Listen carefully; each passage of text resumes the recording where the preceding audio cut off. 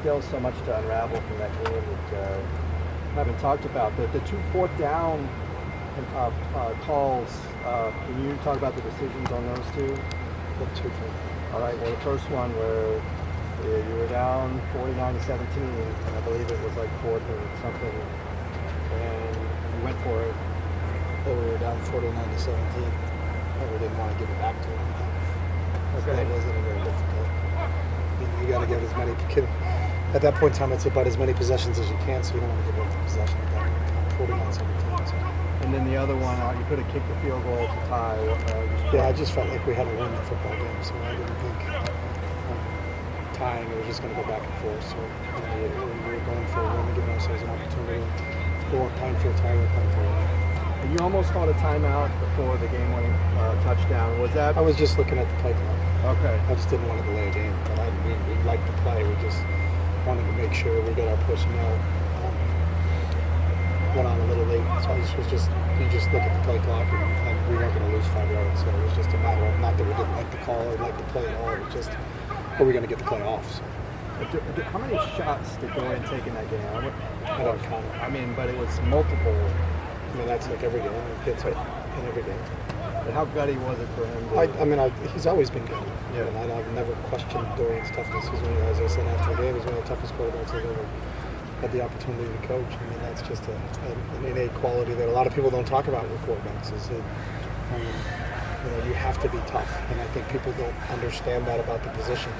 They don't get hit; they get hit, and you got to stand in there and deliver a pass when there's a unblocked 300-pounder bearing down on you. And there's a lot of guys that can't do that. They run out of the pocket and they don't stand in there. Dorian does. That's a really admirable quality about him. He's always been at it. He's always been a very, very tough kid. You go back to his first start against Oklahoma. He got banged around, but still hung in there. And, you knew after that game that you had something with him. So. How have these guys done as far as turning the page and looking toward Arizona? Fine. It's the way we always do things. So, one loss doesn't define you, one win doesn't define you. So they came back out and went to work on Monday. So. Dorian looked like a little bit in pain during that game. How's he doing right now? He got banged up. He's fine. Practice yesterday. Practice Monday. Practice Tuesday. How's Theo? Theo's same. We'll see how he is today. He's getting better on a daily basis, so we'll see. Same thing. Q got a little bit of reps left today. We'll see what he does today. After a win like that, is the emotion relief? I mean, was there any amount of exhaustion after? There was just such a whirlwind. Like, how did you process in the immediate aftermath of that just victory? like you do every game. I think we have a set way we do everything. So, you can feel really good about it for 24 hours or feel really bad about it for 24 hours. But then you have to put it behind you because you have another opponent coming up. So we have Arizona coming up, who's a very, very talented team. Who's coming off an open date. You just turn their film on and get a look at what they can do, and that'll get your attention very quickly. So. Now you got Khalil Tate coming up, who's a real dual threat. How do you see having to defend him? Same thing. I think he's probably one of the most dynamic players in the country because of his ability with his arm and his legs. He's not just a runner. He can really throw the ball. Really throws the deep ball extremely well. So you have to be conscious of that. But you also have to be conscious that he can tuck the ball and go from wherever. I think he scored on an 86-yard counter play, in their last game, and ran away from people. And he's done it for the last couple of years. Last year was a little banged up, but we're going to get a full healthy Khalil Tate, and it's going to take all 11 guys on defense to defend him. Jerry was part of the staff with Noel at Texas A&M. You tap into those types of things?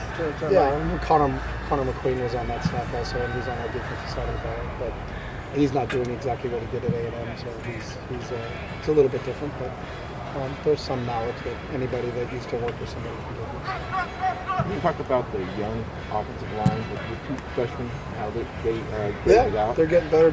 Duke got his first significant snaps. I think he played 25 on Saturday, and we were, as a coaching staff, we were impressed with him. He's very calm, really mature.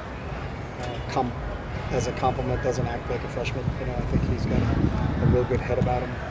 Is really just kind of plays within the play, stays within the moment, and did some really good things. So we hope to get more out of Duke. And then obviously Sean's been playing since the beginning of the year for us, and he's growing from each game. And obviously tremendous talent. You know, and you watch his growth over time.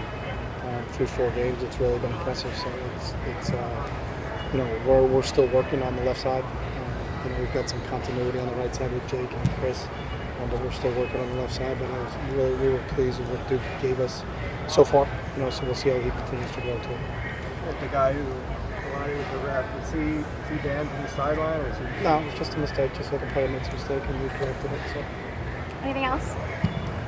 Okay, thank you, Coach. All right, guys. Thanks a lot. Thank you.